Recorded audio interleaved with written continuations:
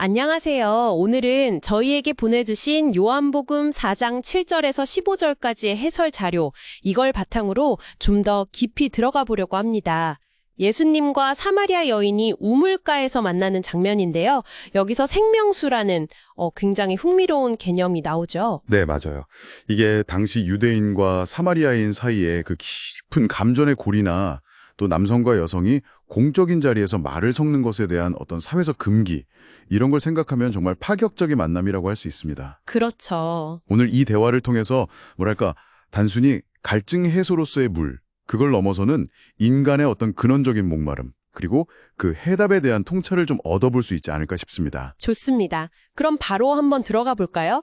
일단 예수님이 먼저 사마리아 여인에게 말을 거시는 장면부터가 이게 보통 일이 아니에요. 네, 당시 사회 분위기를 생각하면 이건 거의 금기를 깨는 행동이잖아요. 정확합니다.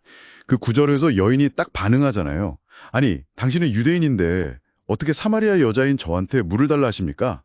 이게 그 자체로 그 장벽이 얼마나 정말 높았는지를 보여주는 거죠. 네, 그쵸. 근데 예수님은 이걸 의도적으로 그냥 넘어서신 거예요.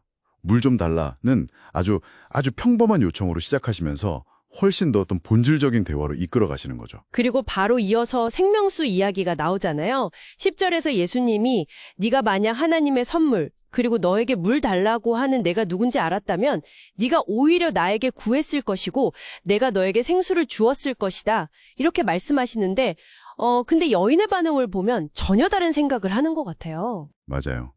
여전히 아주 문자적인 차원에 머물러 있죠. 그 11절, 12절 보면 아니 물길 그릇도 없으시고 이 우물은 이렇게 깊은데 어디서 그 생수를 얻으시겠어요? 네. 그리고 또 이 우물을 우리에게 주신 우리 조상 야곱보다 당신이 더 위대하십니까? 이렇게 묻잖아요. 아, 그렇죠. 그러니까 여전히 관심은 눈에 보이는 우물, 물기를 도구, 그리고 우리 조상 야곱이라는 어떤 전통적인 권위, 이런 물리적이고 현세적인 것에 딱 묶여 있는 거예요. 예수님이 말씀하시는 그 영적인 차원의 생명수, 예를 들면 영원한 만족이라든지 아니면 어쩌면 성령의 임재, 혹은 하나님이 그냥 값없이 주시는 은총 같은 그런 영적인 실제를 말씀하시는 걸 텐데 여인은 아직 그 차원을 딱 보지는 못하고 있는 거죠. 근데 이게 또 지극히 현실적인 반응일 수도 있고요. 그러다가 이제 13절, 14절에서 예수님이 아주 결정적인 말씀을 하시죠. 이 우물물을 마시는 사람은 누구든지 다시 목마르겠지만 내가 주는 물을 마시는 사람은 영원히 목마르지 않을 것이다. 왜냐하면 내가 주는 물은 그 사람 속에서 영생하도록 솟아나는 샘물이 될 것이기 때문이다. 이 대비가 정말 핵심이네요. 네, 바로 그 지점입니다. 세상의 것과 예수님이 주시는 것의 근본적인 차이, 이걸 보여주는 것 같아요. 그렇죠. 야곱의 우물물, 즉 세상적인 것들이 주는 만족은 일시적이고 또 반복적으로 갈증을 느끼게 하지만 예수님 본인이 주시는 그 생명수, 그러니까 영적인 진리나 영원한 생명은 내면에서부터 이렇게 솟아나서 영원한 만족, 즉 영생으로 이어진다는 말씀이시죠. 아, 내면에서 솟아난다. 네, 그러니까 외부에서 계속 길어와야 하는 그런 물이 아니라 그 물을 받는 사람 안에서 영원히 솟아나는 어떤 근원적인 해결책, 이걸 제시하시는 거예요. 이건 단순히 물질적인 공급을 넘어서는 어떤 존재 자체의 변화를 암시한다고 볼 수 있겠죠. 그런데도 여인의 마지막 요청은 15절을 보면 주여 그런 물을 저에게 주십시오. 그래서 제가 다시는 목마르지도 않고 또 여기에 물기르러 오지도 않게 해주십시오. 이거잖아요. 여전히 그 물기르러 오는 수고, 이걸 좀 덜고 싶다. 이런 현실적인 바람이 아주 강하게 느껴져요. 맞습니다.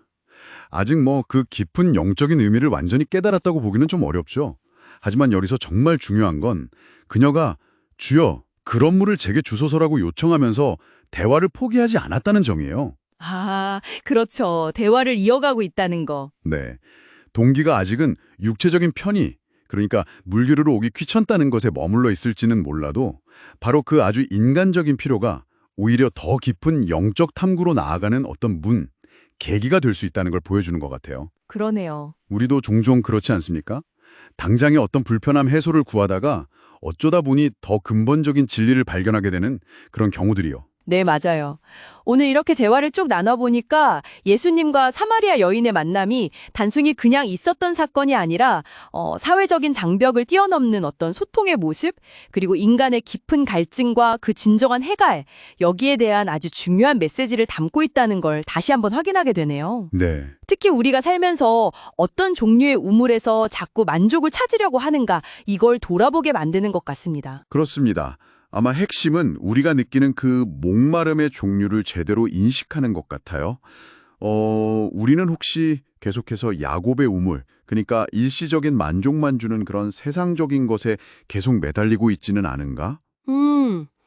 예수님이 말씀하신 그 생명수, 즉 내 안에서부터 솟아나서 영원한 만족을 주는 것, 그건 과연 무엇일지 한번 진지하게 생각해 볼 필요가 있겠죠.